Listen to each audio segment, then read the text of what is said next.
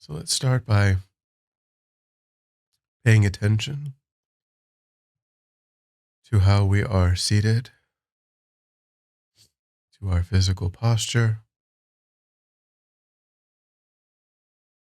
making sure that our feet are flat on the ground.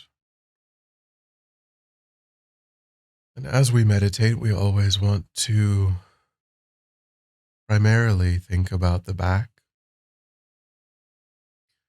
We want to try to avoid leaning in any direction or being hunched over, slouched in any way, trying not to use a backrest too much, supporting our own weight, and keep the hands in the lap, the palms upturned and the thumbs gently touching, resting on the knees.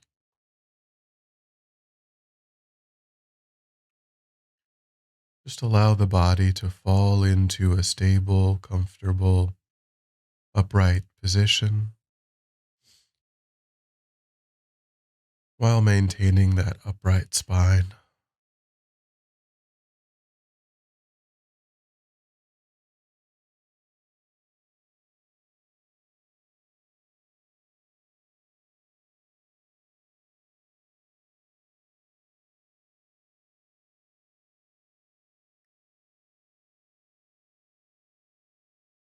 Then try to feel as though the mind begins to move away from the outside, no longer paying attention to any other activities around you,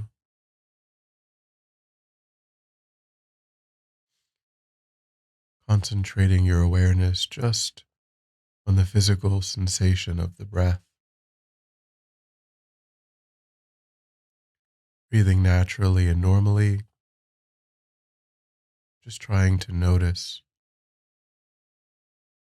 whatever sensations arise with the in breath and the out breath, giving yourself the instruction that you will become aware when the mind moves to some other object, thought, or feeling. And that when that happens, you'll just gently lift your attention from that distraction, placing it back on the breath, trying to make those periods of concentration on the breath longer and longer.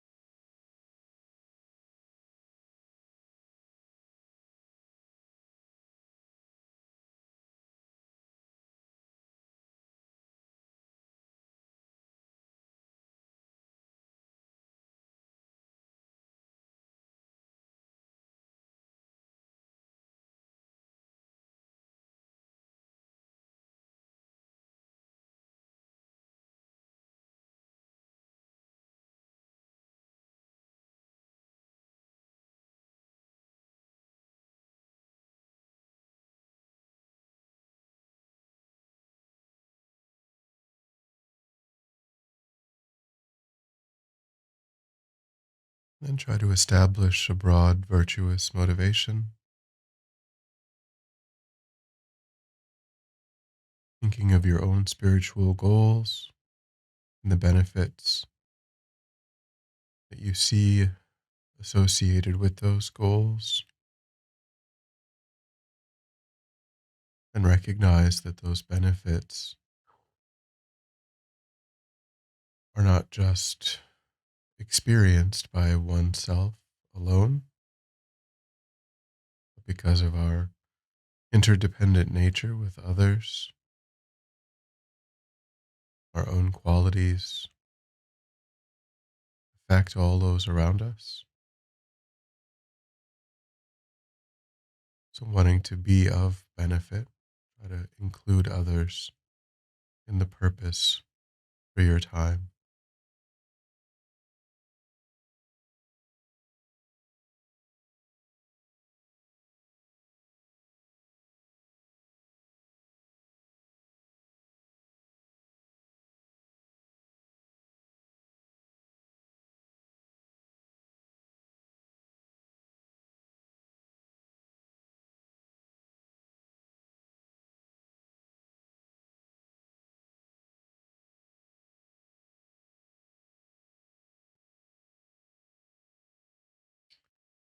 And we'll continue to look at more verses from Lama Zopa Rinpoche's method to transform a suffering life into happiness.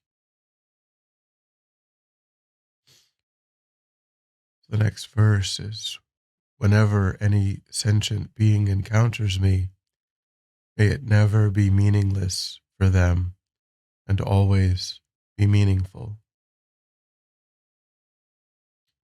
Whenever any sentient being encounters me, may it never be meaningless for them and always be meaningful.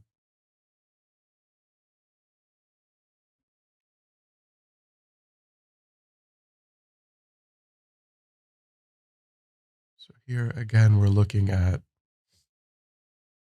interdependence, interrelatedness,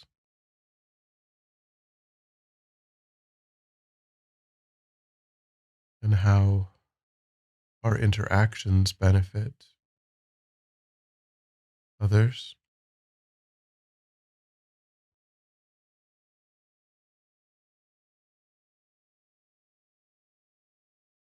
We can try to hold the intention that may there be some aspect of the way that I speak or relate that makes a positive impression, regardless of how brief the interaction or how superficial that other person takes something from that that's useful for them.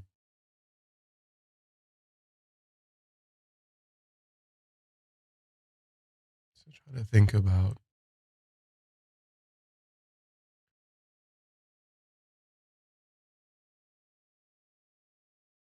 the tone that we use when we speak,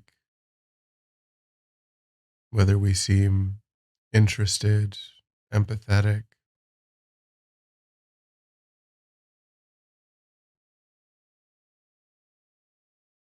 Try to think about wanting every person who even briefly interacts with us to see that as positive,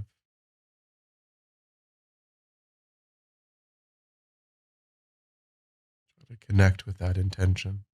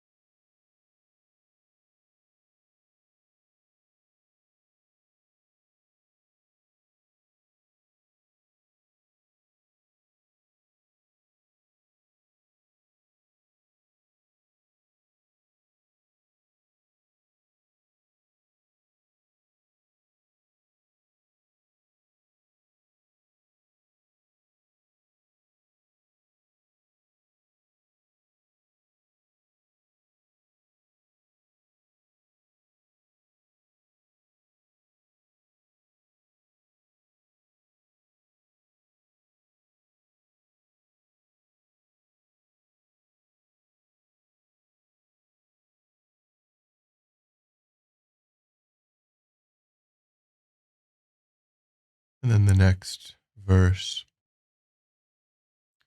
whenever someone has an angry or devotional thought arise just by looking at me, may that attitude alone become a cause that always accomplishes all the temporary and ultimate purposes of that being.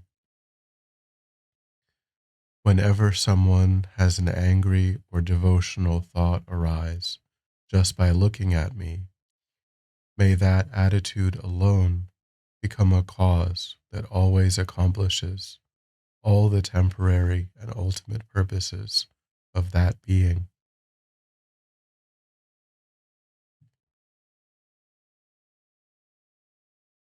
So, in a way, here we're still trying to work with getting rid of, reducing the self cherishing mind that prefers pleasant, ego pleasing words and rejects, is averse to anger or contempt, criticism.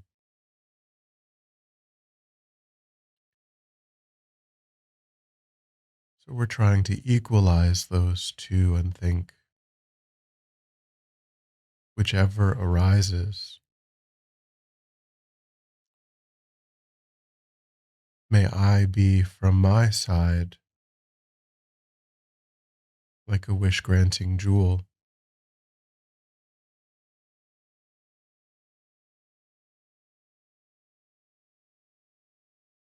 and think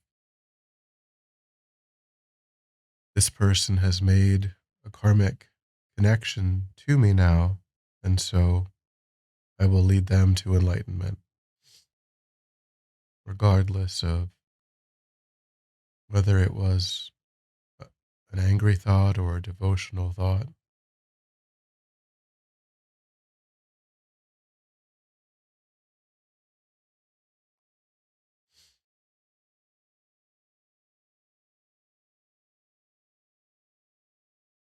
Trying to only think about the welfare of the other.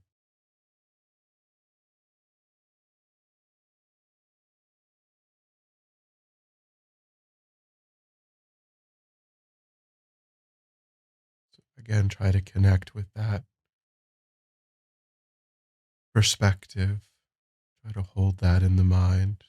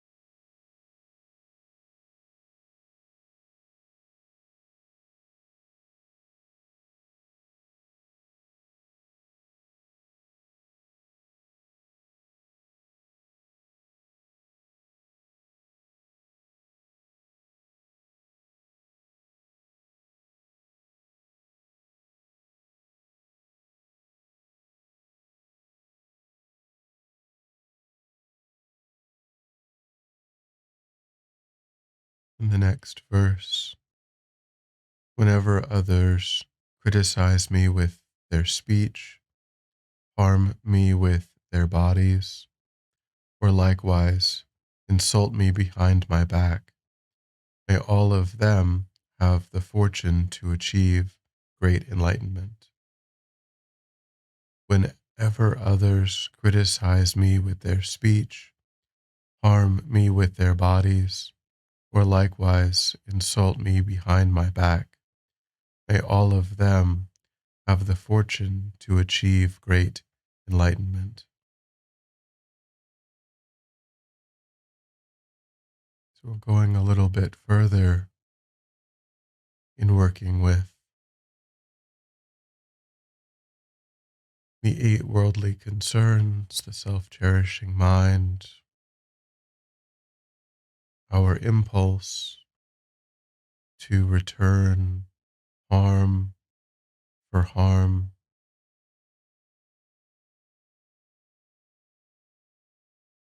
trying to stop that energy from manifesting.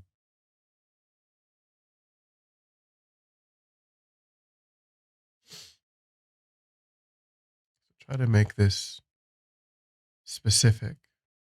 Try to think of times when you felt criticized or insulted.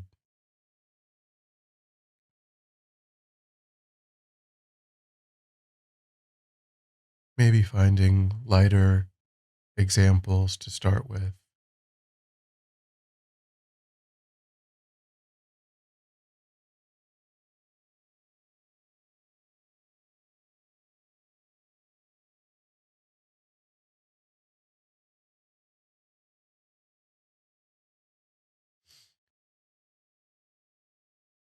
thinking that the reason that they engage in unskillful behavior is because of the obscurations in their mind.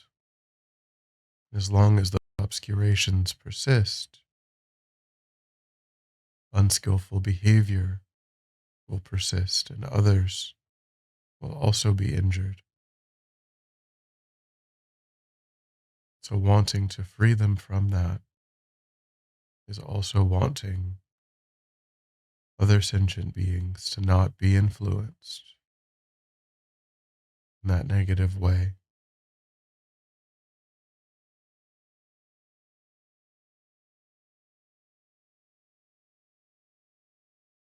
Try to think along those lines and try to make it personal to your life.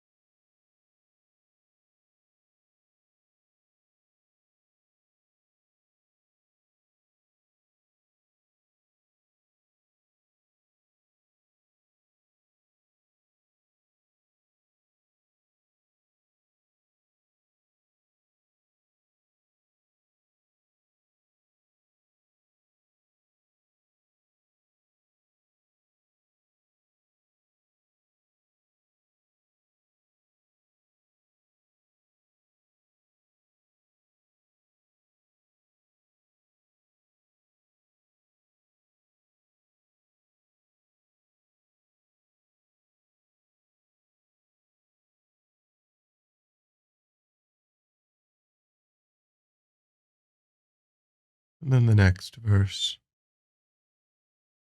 May I be a savior for those who lack a savior, a guide for all the beings who enter a road, a boat, a ship, and a bridge for those who want to cross the water. May I be a savior for those who lack a savior, a guide for all the beings who enter a road, a boat, a ship, and a bridge for those who want to cross the water.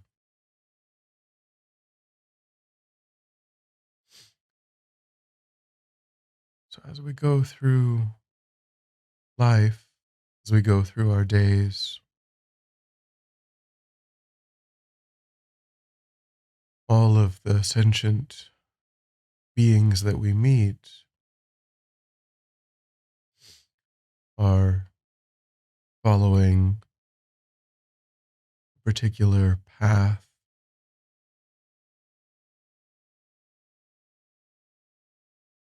trying to accomplish something. Maybe they're just going to work, or we're interacting with them because of our work, or we see them in the grocery store, whatever it might be, they're trying to accomplish something in that moment. So, how can we start to think about finding ways to make those tasks easier for as many other sentient beings as possible?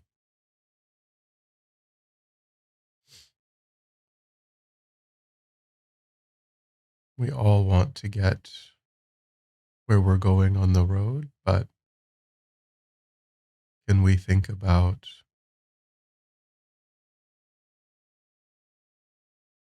going a little bit slower, being a little bit more generous? If someone needs help, can we think about stopping,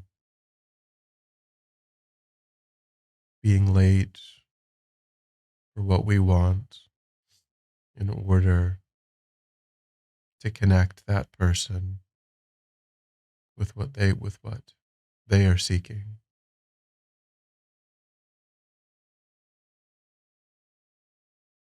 So try to think about how you can assist everyone that you meet in achieving their goals.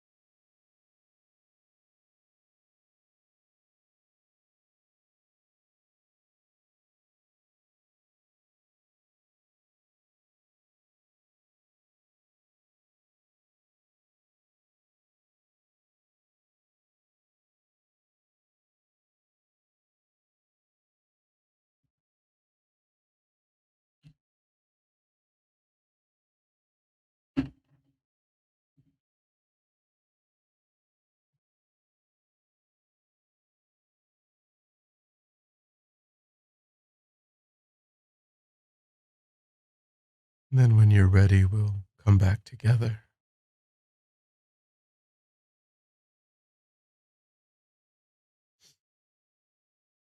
And then we'll dedicate. So recollect your virtuous motivation and recollect the positive thoughts, intentions that you tried to connect with and deepen, those positive habits you tried to become more familiar with. I think that all of that energy and time is meant to be of benefit to all sentient beings without exception. So I think may this energy ripen as a principal cause for my own swift enlightenment, to give me the tools and the abilities to work perfectly for all sentient beings without exception.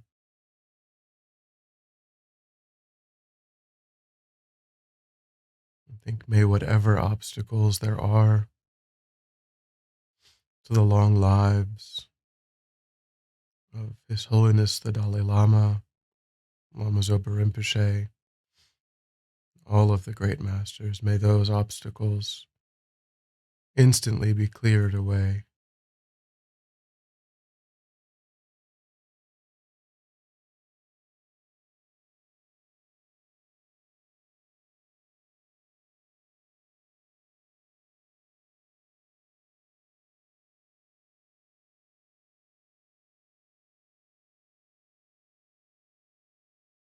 Thank you.